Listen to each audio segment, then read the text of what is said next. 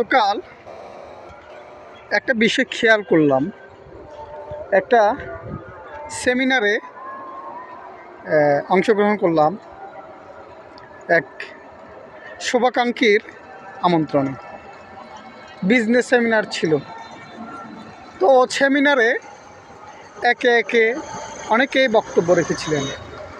সর্বশেষ একজন ভদ্রমহিলা বক্তব্য রাখলেন এবং তার বিজনেস প্ল্যানের যে পরিকল্পনা উনি সবার মাঝে শেয়ার করতেছিলেন।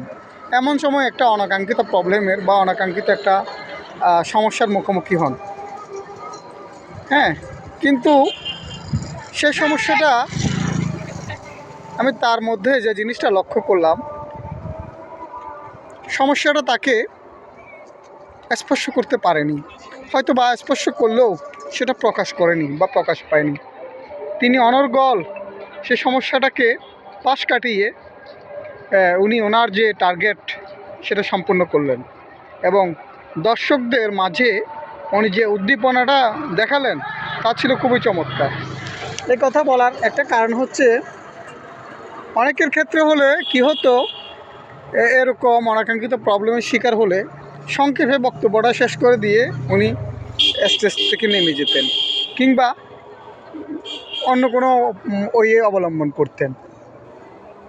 যাই হোক, তা আমার কথার মূল কথা হচ্ছে, এরকম অনাকাঙ্ক্ষিত সমস্যা লাইফে আসবে, আপনার স্টেজ পারফরমেন্সের সময় আসবে অথবা জীবন চলার পথে আসবে। কিন্তু একটা কথা কি, থামা যাবে না।